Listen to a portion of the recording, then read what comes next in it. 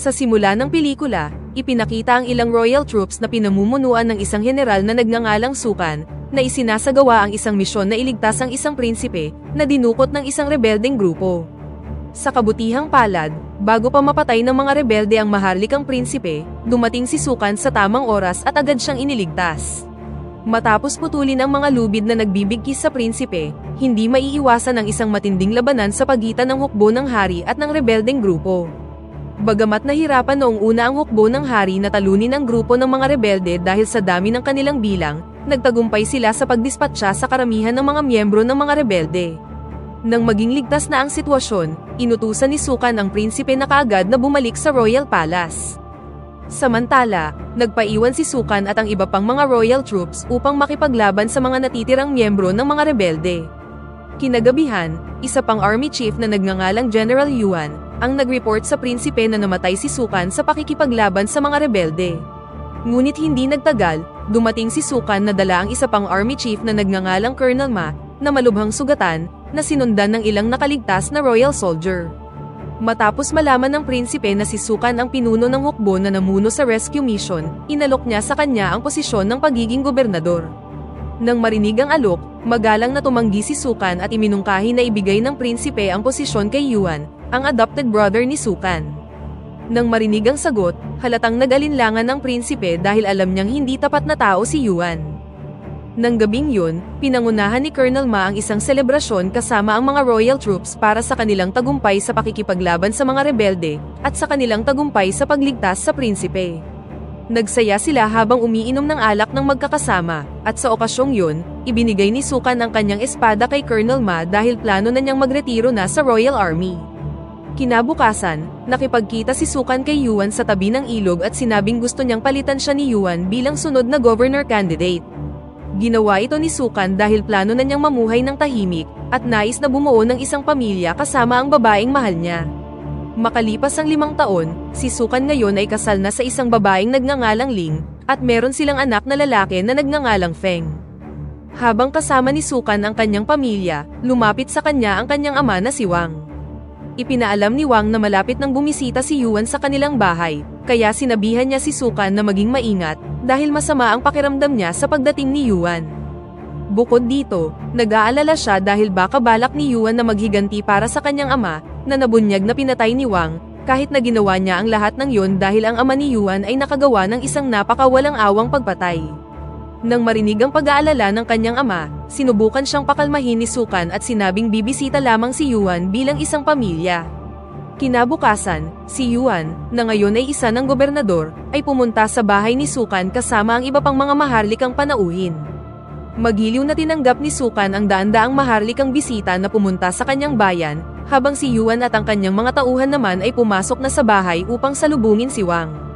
Pagdating ni Yuan, tila malaki na ang pinagbago niya, kung saan mas lalong namutla ang kanyang mukha at mas nakakatakot na siya ngayon. Pagdating ni Yuan, agad niyang binati si Wang ng maligayang kaarawan. Humingi siya ng paumanhin dahil pakiramdam niya ay hindi pa niya nababayaran ang ginawang serbisyo ni Wang, at ang mga salitang ito ay malinaw na nagpakaba kay Wang.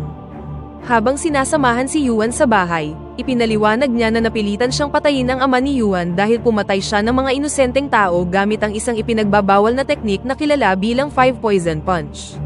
Bagamat sumagot si Yuan na pinatawad na niya si Wang, meron pa rin siyang sama ng loob sa kanya, kaya agad niyang inatake si Wang gamit ang parehong galaw na ginamit ng kanyang ama para pumatay ng ibang tao. Gamit ang 5 poison technique na ipinasa ng kanyang ama, madaling napatay ni Yuan si Wang. Sa panahong yun, nakita ni Ling at Feng ang pagpatay kay Wang, kaya nagpasya silang agad na tumakas mula sa lugar na yun.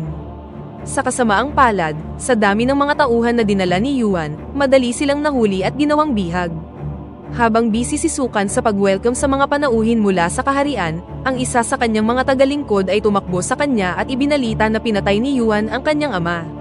Pagdating sa bahay, nakita ni Sukan ang lahat ng kanyang mga bodyguard na nakahandusay sa sahig, at pati na rin ang kanyang ama, na namatay dahil sa poison blow.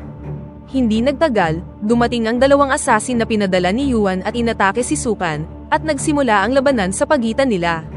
Pagkatapos ng isang matinding labanan, na-realize ng 2 assassin na hindi nila kayang talunin si Sukan, kaya nagpasya silang umalis na sa kanyang bahay.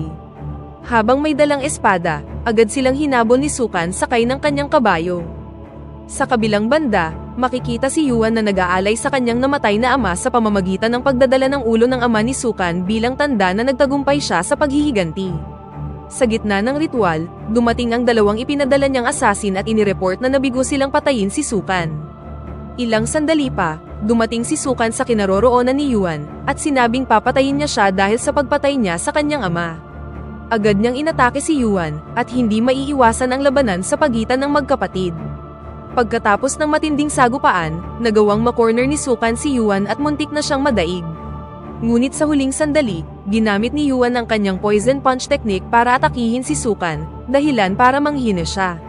Nang halos patayin na ni Yuan si Sukan, nakiusap si Feng na palayain ang kanyang ama, at mas pinili niyang itapon ang naghihingalong si Sukan sa ilog. Pagkatapos nito, pilit na ihiniwalay ni Yuan si Ling kay Feng at agad na ihinagis ang babae sa ilog na may napakalakas na agos. Kinabukasan, nagawang iligtas ng nabuhay na si Ling si Sukan at dinala siya sa may pampang ng ilog. Nang magkaroon ng sapat na lakas, gumawa siya ng isang stretcher para dalhin ang walang malay na si Sukan sa ligtas na lugar. Sinubukan ni Ling na hilahin ang kanyang stretcher sa loob ng ilang oras hanggang sa dumugo ang kanyang mga kamay, kaya humingi na siya ng tulong. Habang umaakyat sa burol, biglang nadulas ang pagod ng si Ling, at muntik nang mahulog ang stretcher ni Sukan sa bangin. Sa kabutihang palad, isang babaeng mandirigma na nagngangalang Yu ang dumating sa tamang oras at agad na hinawakan ang stretcher para iligtas si Sukan. Pagkatapos nito, dinala ni Yu sina Sukan at Ling sa kanyang bahay sa may burol, at hinayaan silang magpahinga muna doon. Si Yu, na dating naghahalo ng mga halamang gamot, ay nagbigay sa kanila ng gamot para ma-neutralize ang lason sa katawan ni Sukan. Nang sumunod na gabi, nang magsimula ng gumaling si Sukan, mukhang naiinis siya na paralisado na ang kanyang mga binti dahil sa lason mula kay Yuan. Nag-aalala siya na hindi niya maililigtas si Feng mula sa mga kamay ni Yuan, at natatakot siya na baka patayin niya ang kanyang anak. Makalipas ang ilang linggo, si Sukan, na hindi na gumaling, ay labis na na-depress at nagsimulang magpakalango sa alak upang makalimutan ang kanyang mga problema. Isang araw, isang makamandag na ahas ang halos kagatin na si Sukan. Sa kabutihang palad, nakita ito ni Ling at agad na itinapon ang ahas sa bintana. Tinanong ni Sukan kung hindi ba siya natatakot sa ahas, ngunit sumagot si Ling na mas natatakot siya kung susuko ang kanyang asawa sa sitwasyon at hayaang sirain ni Yuan ang kanilang pamilya. Nang marinig ito, napagtanto ni Sukan na kailangan niyang iligtas kaagad si Feng mula kay Yuan, kaya nagsimula siyang magsanay upang madagdagan ang kanyang lakas. Nagsimulang magsanay ng husto si Sukan sa loob ng maraming araw upang gumaling siya at para mas mapabuti pa ang kanyang fighting skills. Isang araw habang nagsasanay si Sukan, nakita niya ang isang puting swordsman at isang itim na ermitanyo na lumilipad papunta sa kagubatan. Nang ma-curious, sinundan niya ang dalawa at biglang nakapasok sa ibang dimensyon na hindi pa niya nakikita noon. Nang makita ni Sukan ang mahika ng matandang ermitanyo, nakiusap siya sa kanya na tanggapin siya na maging kanyang alagad. Nang marinig ito, sumagot ang matandang ermitanyo na tatanggapin niya lamang siya kung matatalo niya ang puting mandirigma. Tinanggap naman ni Sukan ang hamon, at nagsimula ang labanan sa pagitan ng dalawa. Ngunit nang hindi niya namamalayan, ang encounter na ito at ang pakikipaglaban sa puting mandirigma ay isa lamang palang imahinasyon ni Sukan. Kinagabihan, habang kumakain ng hapunan, sinuri ni Ling ang mga kamay ni Sukan upang makita ang kanyang kalagayan, at nagulat nang makitang ganap ng gumaling ang pagka-paralyze nito. Nang umalis si Sukan, nilapitan ni Yu si Ling at ibinulong na parang wala na sa katinoan ang kanyang asawa. Nang marinig ito, ikinwento ni Ling na palaging sinasabi ni Sukan na nagsasanay siya kasama ang isang puting mandirigma at isang matandang ermitanyo. Gayunpaman, ipinaliwanag ni Yu kay Ling na ang kanyang bahay ay nasa gitna ng kagubatan at walang sino mang nakatira sa paligid nito. Nang sumunod na araw, lihim na sinundan ni Ling si Sukan upang malaman kung nagsasanay talaga siya kasama ang matandang ermitanyo. Ngunit nang matagpuan niya ito, nagulat siya nang makitang nagsasanay ng mag-isa ang kanyang asawa dala ang isang bote ng alak na lagi nitong dala. Kasabay nito, nagpapantasya pa rin si Sukan na nakikipaglaban siya sa puting swordsman, sa ilalim ng direksyon ng matandang ermitanyo. Pagkatapos ng ilang araw ng matinding pagsasanay, sa wakas ay natalo na ni Sukan ang puting mandirigma at opisyal nang naging alagad ng matandang ermitanyo. Kalaunan, pagbalik sa bahay ni Yu, nakita ni Sukan ang isang sulat na iniwan ng kanyang asawa, na nagsasabing pupunta siya sa lugar ni Yuan ng mag-isa at ililigtas niya ang kanilang anak. Tila hindi na siya umasa kay Sukan matapos isipin na stress na ito at masyadong busy sa pagpapantasya. Sa kabilang banda, si Ling, na dumating na sa lugar ni Yuan, ay agad na lumapit kay Feng at nakiusap kay Yuan na palayain na niya ang kanyang anak. Matapos malaman ni Yuan na buhay pa si Ling, mukhang nagulat siya at nagsimulang mag-alala na baka buhay pa si Sukan.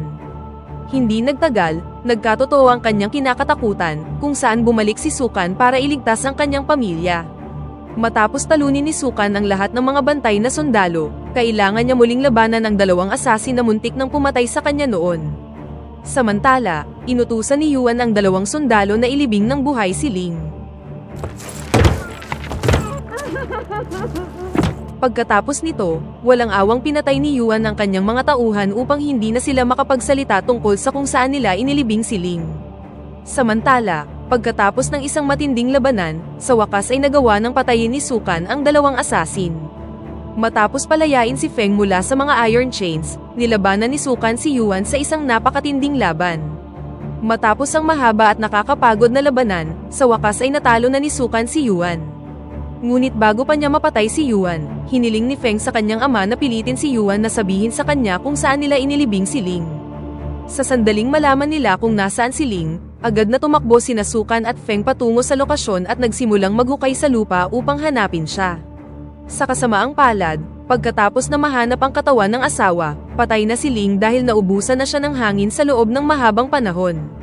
Isang taon pagkatapos ng pagkamatay ni Ling, namuhay si Sukan bilang isang pulubi kasama si Feng, at busy siya sa pag-inom ng alak araw-araw. Habang nagpapahinga sila, biglang nagkaroon ng riot dahil ang mga residente ay kumukontra sa mga tulisan na nagsasagawa ng illegal fighting events sa kanilang lungsod. Si Colonel Ma, na nagkataong napadaan sa lugar, ay sinubukang awatin ang kaguluhan. Matapos malaman ang pinanggalingan ng problema, inutos ni Colonel Ma na isara ang illegal fighting venue, ngunit tinanggihan ito ng mga tulisan at sinabi na ang makakapigil lang sa illegal na negosyong ito ay ang mananalo sa laban. Nang marinig ito, napilitan si Colonel Ma na sumali sa laban para matigil na ang illegal event na gumugulo sa mga residente. Pagkatapos nito, binigyan niya si Feng ng pera at hindi na malaya na ang katabi niya ay si Sukan. Nang gabing yun, pumunta si Sukan sa isang bar upang kumuha ng ilang bote ng alak, ngunit dahil wala siyang pera, napaaway siya. Sa gitna ng laban, muling naghalusinate ang lasing na si Sukan at inakalang nakikipaglaban siya gamit ang drunken technique. Sa gitna ng kaguluhan, dumating si Colonel Ma at agad na narealize na ang mukhang pulubing ito ay si Sukan. Nang makita ang kalagayan ng dating kasamahan, agad niya itong pinayuhan na huminto sa pag-inom at magsimulang maghanap ng trabaho para mas mapaganda ang kinabukasan ng kanyang anak. Gayunpaman, dahil malalim na ang depresyon ni Sukan, nagpa siyang ibigay si Feng kay Colonel Ma para magkaroon ng mas magandang buhay ang kanyang anak. Kinabukasan, sinamahan ni Feng si Colonel Ma sa illegal fighting arena, at kailangan niyang makipaglaban sa mandirigma mula sa western countries. Noong panahong yun, kailangang lumaban ni Colonel Ma sa isang higanteng mandirigma mula sa Germany na nagngangalang Anton the Killer. Sa labang yun, tila mas superior si Anton kay Colonel Ma dahil mas malaki siya at napakalayo ng kanilang agwat.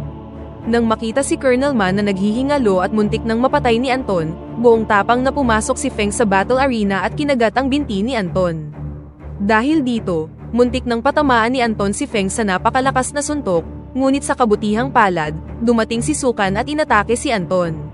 Matapos matagumpay na protektahan si Feng at dalhin siya sa gilid ng arena, nagsimula ang laban sa pagitan nina Anton at Sukan. Gamit ang drunken technique na na-master na ni Sukan, nagawa niyang talunin ang pinakamalakas na fighter mula sa Germany sa loob lang ng maikling panahon. Pagkatapos niyang manalo sa laban, opisyal nang ipinasara ang illegal underground fight. Sa huling eksena, makikita si Sukan na nagsasanay gamit ang drunken moves, at naghahalucinate na kasama niya ang kanyang asawa na si Ling, at dito na nagtatapos ang pelikula. Pakipindot naman ang like button kung nagustuhan mo ang pelikula, at kung hindi naman, pindutin mo ng 2 beses ang dislike button para lang makasiguro.